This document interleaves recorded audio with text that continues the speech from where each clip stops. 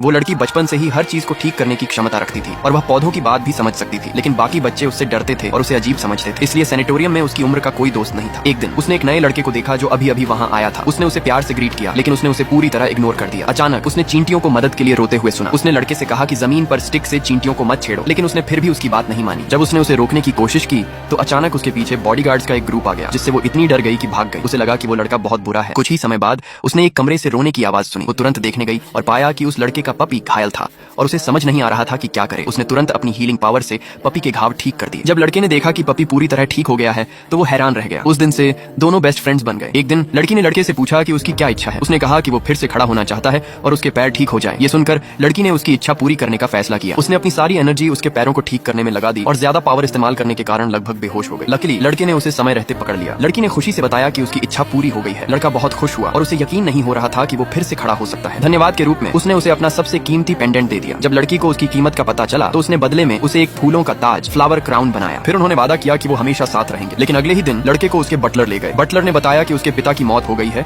और उसे घर जाकर फ्यूनरल अटेंड करना होगा। लड़के को अपने बेवफा पिता से कोई लगाव नहीं था और वो सैनिटोरियम वापस जाकर लड़की से मिलना चाहता था। बटलर के पास कोई और ऑप्शन नहीं था, इसलिए उसने उसे जाने दिया। लेकिन जब लड़का वापस आया तो उसे लड़की कहीं नहीं मिली। दरअसल लड़की को डायरेक्टर ने अडॉप्ट कर लिया था और एक दिन पहले ही उसके असली माता पिता उसे घर ले गए थे। लड़का बहुत टूट गया क्योंकि वो बिना ठीक से अलविदा कहे अलग हो गए थे। 16 साल पलक झपकते ही गुजर गए। लड़की अब बहुत खूबसूरत हो चुकी थी, लेकिन उसके माता पिता उसे पसंद नहीं करते थे और उसे मजबूर किया कि वो अपनी छोटी बहन की जगह एक अमीर आदमी से शादी करे। इसलिए वो उस अमीर आदमी के घर शादी के लिए गई, लेकिन उसके कलेक्शन रूम में उसे एक फ्लावर क्राउन मिला। उसने तुरंत पहचान लिया, ये वही था जो उसने सालों पहले उस लड़के के लिए बनाया था। तभी वो अमीर आदमी अंदर आया, लेकिन उसने उसे पहचाना नहीं और साफ कह दिया कि उसे वो पसंद नहीं है और वो उससे शादी नहीं करेगा। लड़की गुस्सा हो गई और दोनों में बहस शुरू हो गई। उसी समय उसकी माँ आई और बोली कि उसकी दादी बेहोश हो गई है। वे तुरंत उन्हें देखने गए। दादी ने कहा कि उनकी आखिरी इच्छा है कि वो अपने पोते की शादी देख सकें और उम्मीद करती हैं कि दोनों भविष्य में अच्छे से रहेंगे। फिर उन्होंने अपनी बहू से कहा कि लड़की को बिना लिमिट वाला ब्लैक कार्ड गिफ्ट में दे। लड़की को उम्मीद नहीं थी कि दादी उसके साथ इतना अच्छा व्यवहार करेंगी, इसलिए उसने तय किया कि वो अपनी हीलिंग पावर से उनकी बीमारी ठीक करेगी। उस रात वो अकेले दादी के कमरे में गई। दादी उसे देखकर खुश हुई, लेकिन थोड़ी देर में फिर से बेहोश हो गई। लड़की ने तुरंत उनका हाथ पकड़ा और उन्हें हील करना शुरू किया। उसी समय अमीर आदमी ने ये सब देख लिया और उसने तुरंत उसकी हीलिंग पावर को पहचान लिया। 16 साल पहले की वह लड़की याद आ गई। तब उसकी माँ बहुत व्यस्त रहती थी